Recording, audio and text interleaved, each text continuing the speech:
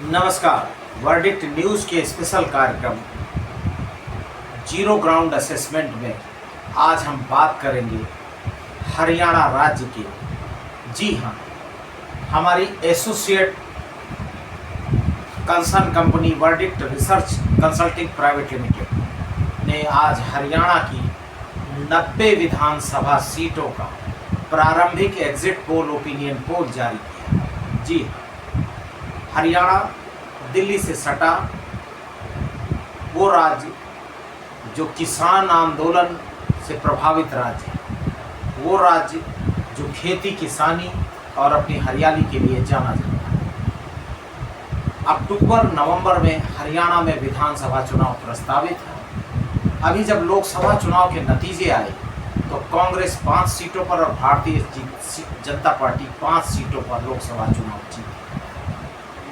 Verdict research consulting private limited के researchers ने socio political researchers ने अलग अलग विधानसभा सीटों पर सैंपल कलेक्शन किया, डेटा कलेक्शन किया, जिसमें अलग अलग कम्युनिटी, अलग अलग सेक्शन, अलग अलग social block, political experts, journalist की राय से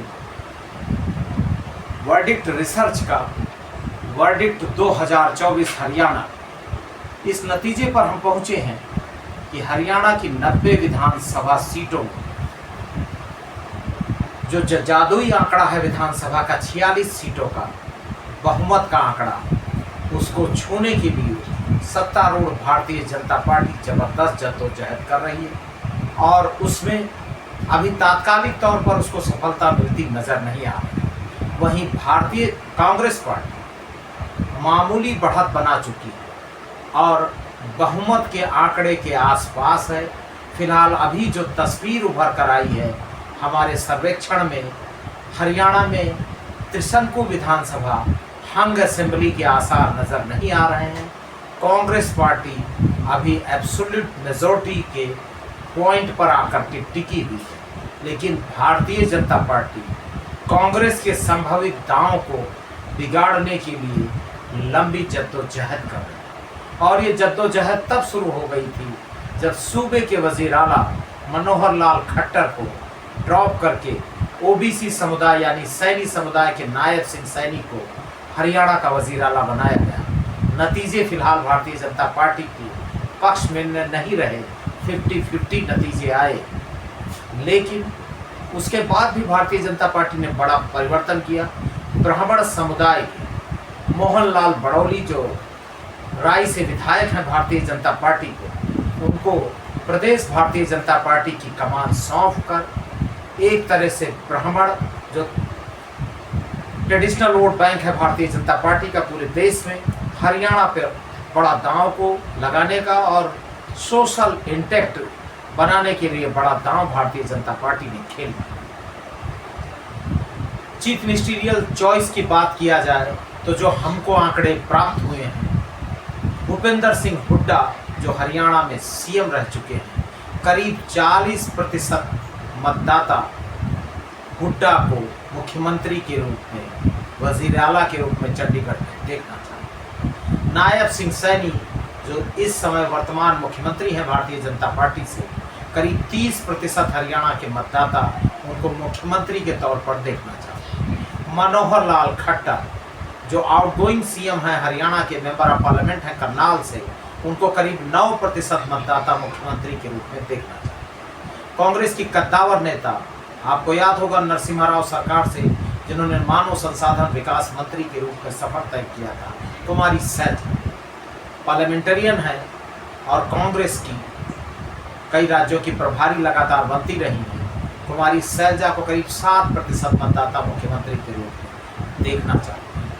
अन्य जो नाम है उसमें कई नाम हैं, रणदीप सिंह सुरजेवाला, राव इंद्रजीत सिंह यादव, कृष्णपाल सिंह गुर्जर, कई नाम, करीब 14% ऐसा मतदाताओं का ब्लॉक है, वोटर का ब्लॉक है जो इन नेताओं को चीफ मिनिस्टीरियल चॉइस के रूप में, कैंडिडेचर के रूप में तरजीह दे रहा है, पसंद कर रहा है। आगे बढ़ते हैं वोट से।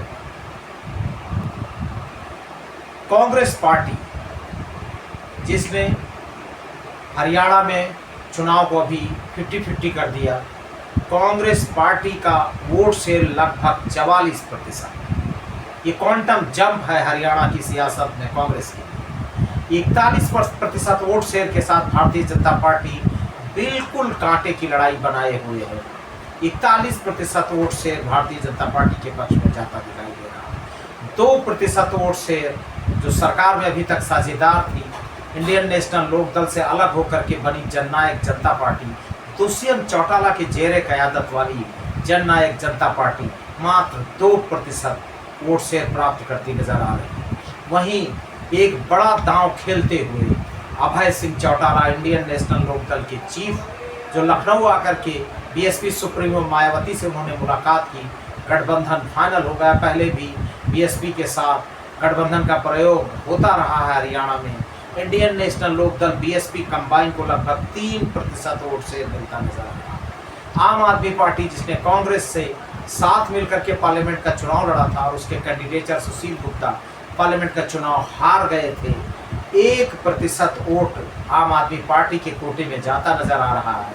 आम आदमी पार्टी की लीडरशिप ने अकेले हरियाणा चुनाव लड़ने का फैसला किया है और करीब 9% का वोट शेयर अन्य के खाते में जाता दिखाई दे रहा है। अगर हरियाणा की प्रोजेक्टेड सीटों के बारे में चर्चा किया जाए तो हमारे एग्जिट पोल में 40 से लेकर के 48 विधानसभा सीटें जीतती नजर आ रही है। यानी जो जादुई आंकड़ा है हरियाणा विधानसभा का 46 सीटों का, उसको कांग्रेस पार्टी पार कर सकती है, 48 तक पहुंच सकती है। और बहुत कमजोर स्थिति रही अगर असेंबली हंग हुई आज के तारीख में जो दिख रहा है, तो कम से कम 43 सीटों के आसपास सिमटती दिख रही है। लेकिन ऐसी भी स्थिति में कांग्रेस पार्टी असेंबली की सिंगल लार्जेस्ट पार्टी बन सकती है। दूसरी सत्तारूढ़ भारतीय जनता पार्टी का मैक्सिमम जो सीट का टर्नआउट है वो 39 यानी 39 सीटों तक पहुंच सकता है। बहुमत के आंकड़े से करीब 7 सीटों का फासला दिख रहा है और विपरीत परिस्थिति में 34 सीटें प्राप्त करती नजर आ रही है भारतीय जनता पार्टी। कम से कम 34 सीटें भारतीय जनता पार्टी को मिलती नजर आ रही है और ज़्यादा से ज़्यादा 39 सीटें, यानी बहुमत के आंकड़े से करीब 7 सीटें पीछे छूटती दिख रही है भारतीय जनता पार्टी। आगे चर्चा करते हैं Jannayak Janta Party, BSP, Indian National Lokdal, Aam Aadmi party करीब 3 से 8 सीटों के बीच में। ये जो छोटे छोटे दल हैं, Jannayak Janta Party, Aam Aadmi Party, Indian National Lokdal, BSP और अदर्स, ये जीतते नजर आ रहे हैं करीब 3 से 8 सीटों के बीच में। एक बड़ी चीज़ जो दिखाई दे रही है, निर्दलीय उम्मीदवार भी बड़ी अच्छी खासी संख्या में हरियाणा विधानसभा पहुंच सकते हैं और जो किंग मेकर की भूमिका में हो सकते हैं, चाहे वो कांग्रेस खेमे की बात किया जाए और चाहे भारतीय जनता पार्टी की। अगर असेंबली हंग हो रही है तो निश्चित तौर पर निर्दलियों की बम हो सकती है और जो रुझान बता रहे हैं इंडिपेंडेंट लेजिस्लेटर चंडीगढ़ में पहुंचने की संभावना ज़्यादा है। जैसे वोट शेयर करीब 9% अदर्स के खेमे में जाता दिख रहा है और सीटों का भी इसी तरह का तालमेल बनता नजर आ रहा है। हरियाणा के अलग अलग रीजन में, जिसमें हमने पॉइंट आउट किया हिसार, करनाल, गुड़गांव, फरीदाबाद, रोहतक, अम्बाला, करीब 22 जिलों वाले हरियाणा राज्य में अलग अलग सेगमेंट पर हमने सैंपल कलेक्ट किए। चाहे वो मेवात हो, चाहे अहिरवाल हो, चाहे बांगड़ हो, चाहे बांगर हो, चाहे देसावली हो, चाहे जाटलैंड हो, चाहे दक्षिण हरियाणा हो, हरियाणा के अलग अलग रीजन में अलग अलग political experts, journalist, researcher, socio political researcher से हमने संवाद स्थापित किए और आज की तारीख में जो वर्डिक्ट रिसर्च का एग्जिट पोल है वो साफ साफ बता रहा है कि हरियाणा की सियासत में कांग्रेस को मामूली बढ़त मिल सकती है। वहीं भारतीय जनता पार्टी अपनी पुरानी ताकत को हासिल करने के लिए संघर्षरत है। और सबसे बड़ी चीज़ कि क्षेत्रीय दल, चाहे जननायक जनता पार्टी हो, चाहे इंडियन नेशनल लोकदल हो और यहाँ तक बलराज कुंडू का हरियाणा जनहित पार्टी और चाहे गोपाल कांडा की एजेपी, ये छोटे छोटे जो दल हैं ये लगभग अप्रासंगिक होते नजर आ रहे हैं। ये बड़ी चीज़ है क्षेत्रीय दलों के लिए, जो एक जमाने में चौधरी देवीलाल की ग्रीन ब्रिगेड वाला हरियाणा, आपको याद होगा कि जब 1989 में जनता दल की नींव पड़ी, उसके पहले हरियाणा और कर्नाटका, रामकृष्ण हेगड़े कर्नाटका में और चौधरी देवीलाल हरियाणा के सूबे के वजीर आला होते थे, और वहीं से जनता दल ने पूरी ताकत समेटी और 1989 में राष्ट्रीय पार्टी के रूप में जनता दल का अभ्युदय हुआ।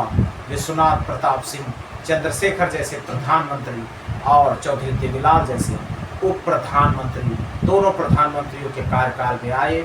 लेकिन तीसरी ताकत यानी हरित क्रांति के पैरोकार दलों को एक खतरे की घंटी है। खासकर जाटलैंड के जो समीकरण हैं वो भी क्षेत्रीय दलों के लिए शुभ संकेत नहीं है। Verdict research consulting private limited के पहले एग्जिट पोल में बस इतना ही। फिर मिलेंगे हरियाणा में ठीक 1 महीने बाद दूसरे एग्जिट पोल में पूरे 90 सीटों के साथ। नमस्कार।